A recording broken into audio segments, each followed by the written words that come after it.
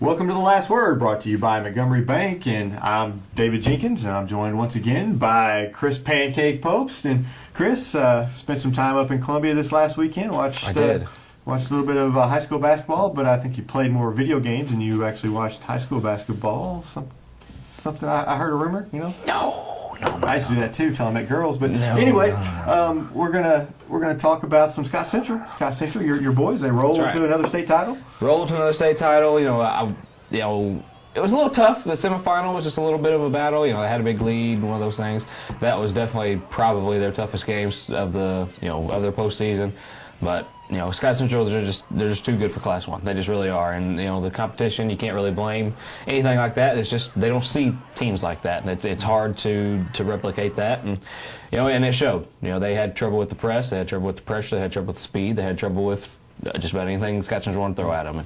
And congratulations to them, number 17 in their school history, by far the most in the state, which we're all very proud of, by the way. It's just something we hang our hat on.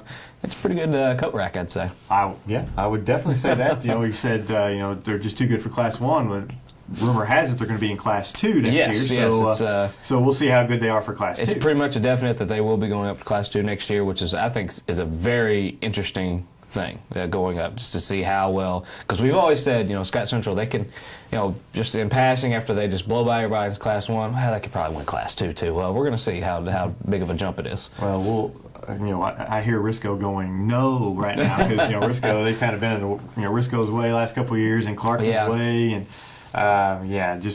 Sorry. I think they're all having a little collective party right now. They're all still celebrating. But I think Risco's more like, why couldn't this have happened a couple of years ago? Yeah, that would have been. Because they could have, a couple of those teams could have made a run. No doubt. But Scott Central with some guy named Otto Porter, a little bit tough to beat for Class 1. So just a little bit. We go from Class 1, we'll go to Class 4. The Dexter girls still alive. They're going to play. They roll. I mean, they just hammered that Battle team. Yeah. Battle. They're their first year high school. Not just playing a kind of a weak district. This is secondhand information I got from a colleague, but they just didn't really just kind of snuck in. One of those deals. I watched the first of that game, and Dexter took, I think it was 19-1 start or something. And didn't allow a field goal until like second quarter. That Battle team had no idea what they were in for. So Dexter kind of rolls in. They have the Benton Lady Cardinals in the semifinals. It's kind of an interesting thing. Dexter, in the boys and the girls, this will be their fourth Final Four appearance, I believe, and they've never won a game up there.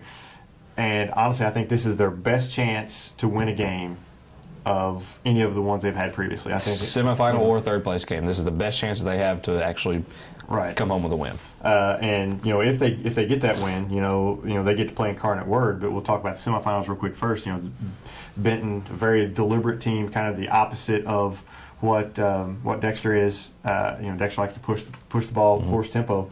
Benton, they really don't do that. So it's going to be a contrast in styles. I think Dexter can. I think Dexter get to win. I'm kind of hopeful. I don't like to hear that for Benton, honestly. I don't, because although you think I played basketball the time I was at Columbia, I did watch a little bit of the high school, what was going on there in Mizzou Arena. So, and the teams that like to push the tempo usually had the edge, because the teams that don't see that, don't know how to handle it. So you say that Benton is a deliberate team, slow the pace down. That doesn't really spell good for that team. And the reason I like Dexter is they have experience. These girls are back up there. This is their second year in a row up there. They're not going to be. They shouldn't be fazed by it. Last year you could tell there was a little bit of deer in headlight looks, but they had opened their, last year they had played Incarnate Word in the semifinals. And that's not how you want to start, because that's not going. And you kind of get embarrassed a little bit because they're just going to hammer pretty much everybody. And then you come out in a third place game and you're trying, you're just trying to get over the game you already played. This time they don't have that. They get to come out. They have the experience. They get to play this Benton team, which hasn't been there in a while. I think they win their district a lot, but they don't get to the Final Four. I think as long as Dexter guards, as long as they defend well and hit some shots, I think they'll be okay. They need to stay out of foul trouble, no doubt. Which has kind of plagued them. But I think if they defend well, they'll be okay. For those of you who don't know, Incarnate Word is just this juggernaut team that just nobody apparently can beat in the state of Missouri. Yeah, they're ranked nationally ranked. Number 2 in the nation by USA Today. Nationally ranked, have 3, Division I players. One Nafisha Collier, who's just a dynamite. Yeah. This guy named Gino Oriama, I believe he's the head coach of UConn. UConn, huh? Yeah, that little school up there for women's basketball. Yeah, he's been to their sectional and quarterfinal game, if I'm not mistaken. So he might be a Mizzou sighting. So he, depending on if they're playing or not, he could be at Mizzou. Yeah. So she's very highly sought after. She's just a junior. They have a sophomore named Abby Hoff, who's good. Nakia Bell is, I think, what makes them go. Yes, their guard, point guard. Averages about 15 a game. She's going to Iowa State. Very impressive when we saw her last year. Another girl named Gwen Adams. She averages about 9-10 a game, and she's then of course their 6'3" girl, which they had, which is she's going somewhere, Illinois or something. She's out with an injury, so that helps a little bit. I watched the other night. I was home and I watched the ESPN 30 for 30 about the North Carolina State 1983 team. They beat all the odds and they had no chance to beat Houston, and they beat Houston. Maybe Dexter could kind of conjure up some stuff and get there. Get there first, and then you never know. One game at a time. Get there.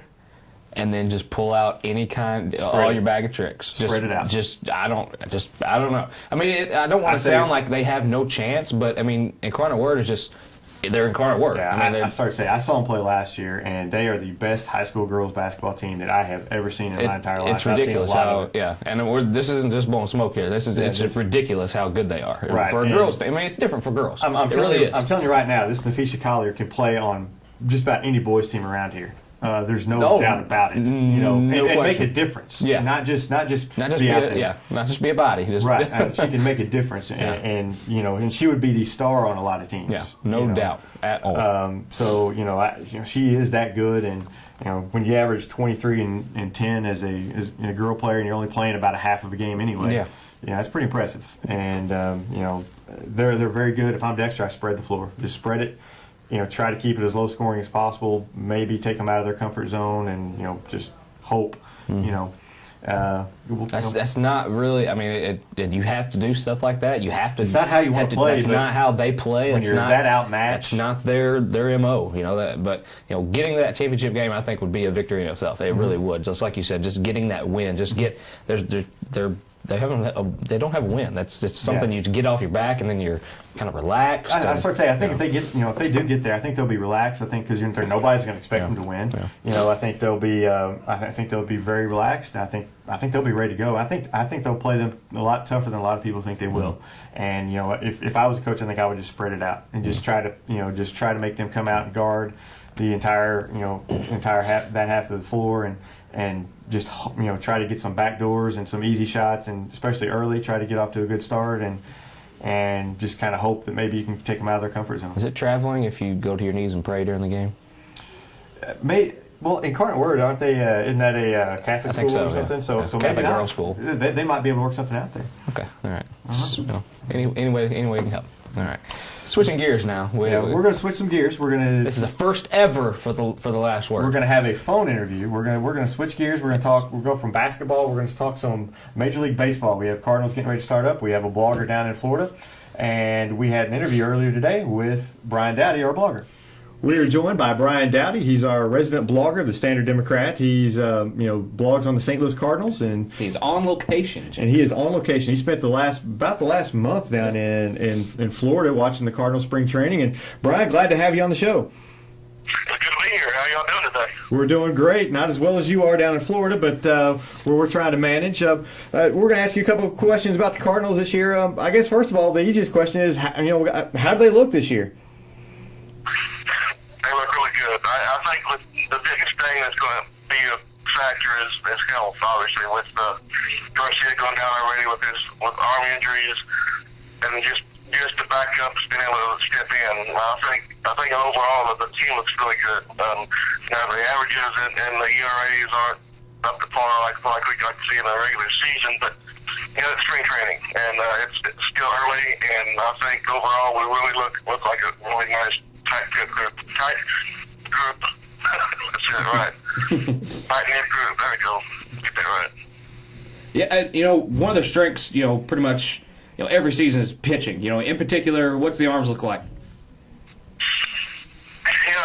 The number 5 spot, the fifth rotation spot, it's still up for grabs.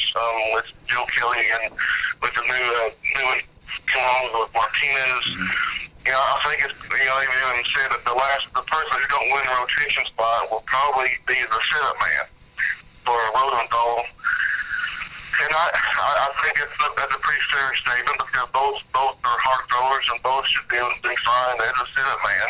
In my opinion, I think it should be Joe Kelly just because he's been around longer, he's paid his dues, and he still has that young Martinez that can just throw flames at the end of the game to set up Rosenthal. So I think that's a good match there. We saw how good he did in the postseason. I like that. But from my opinion, I think it's our like the strings to pull. I would say Lance Miller should be Lance Williams should be in the bullpen because he's such a head case, in other words. Well, what about, I know there's some competition at second base and center field. Who do you see kind of coming out as the starting second baseman and center fielder there? DeLong has come on tremendous.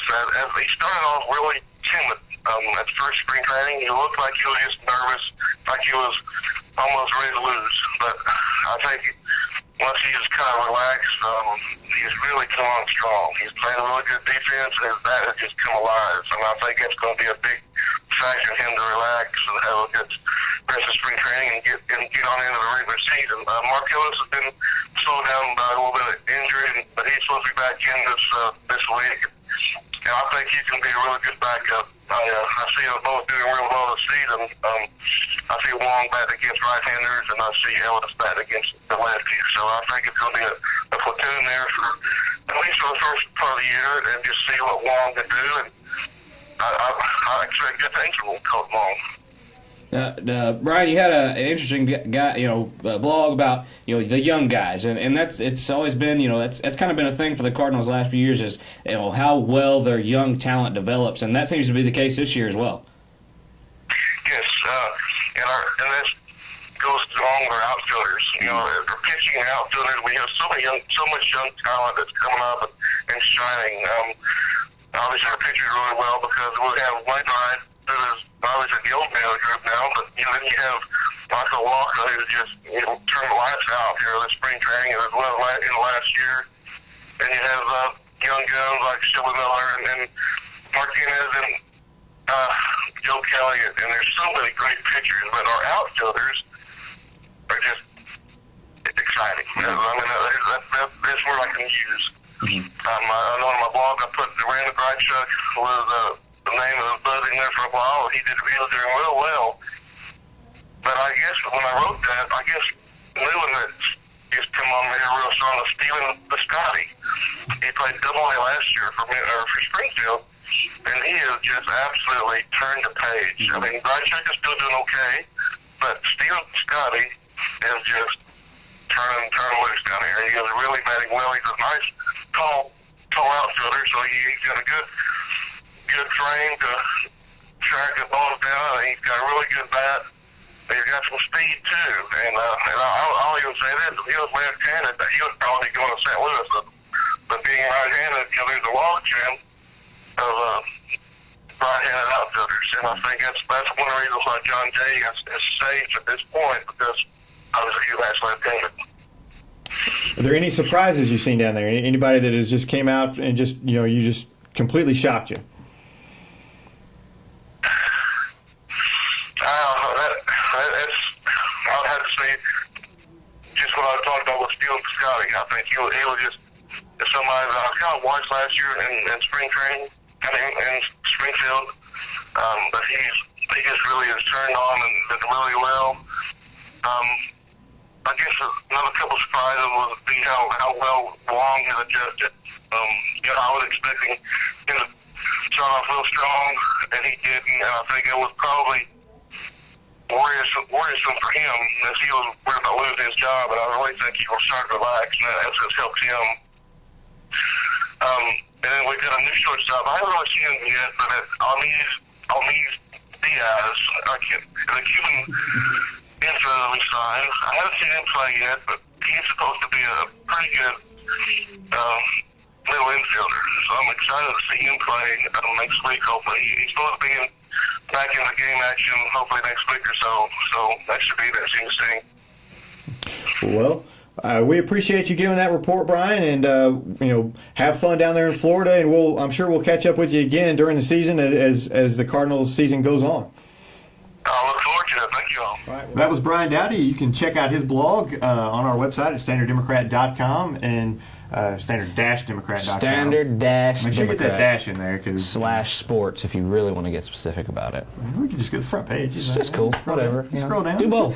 Do both. Make comment to him. He has comments. You can comment back and forth to him and ask him if you have a certain question you want to ask him. I'm sure you can put a comment on there. And spring training is always an interesting time because you get to see a lot of guys that you don't normally get to see, and that was one of the things he said about the Scotty kid. It's one of those things. It's fun, and I've never been able to go, but Brian goes pretty much every year and really enjoys it, and we're glad to have him. Yeah, He gives us an insight that a lot of other places don't have. Yeah. And now we're going to give you some insight that a lot of people don't have. We're going to pick our final four. It's time for the bracket challenge, and the tournament starts today. You want to win $1 billion?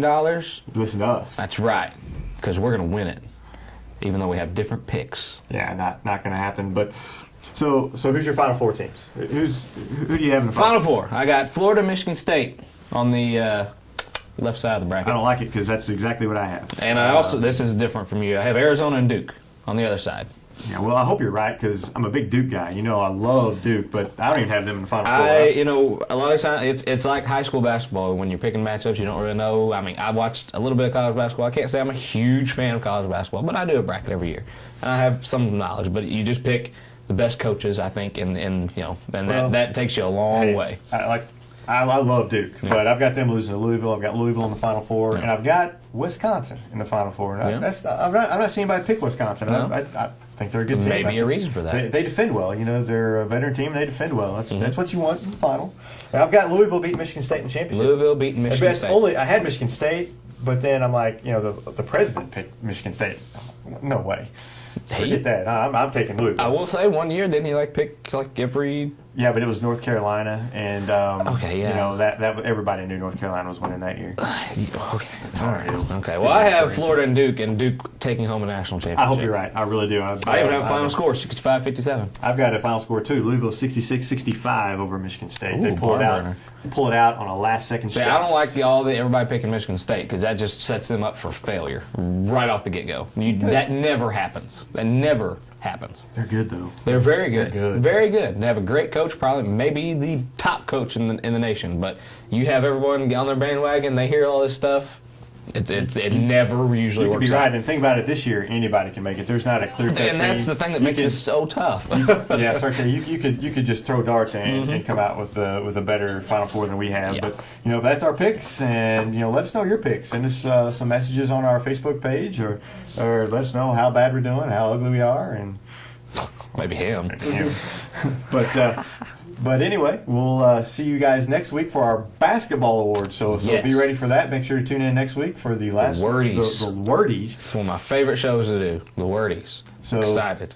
Oh, so I may come prepared. You maybe. I might come prepared this time. We might actually know what we're doing before we come on the show. Yeah. But we'll see you guys next week on The Last Word, brought to you by Montgomery Bank. We have a sponsor.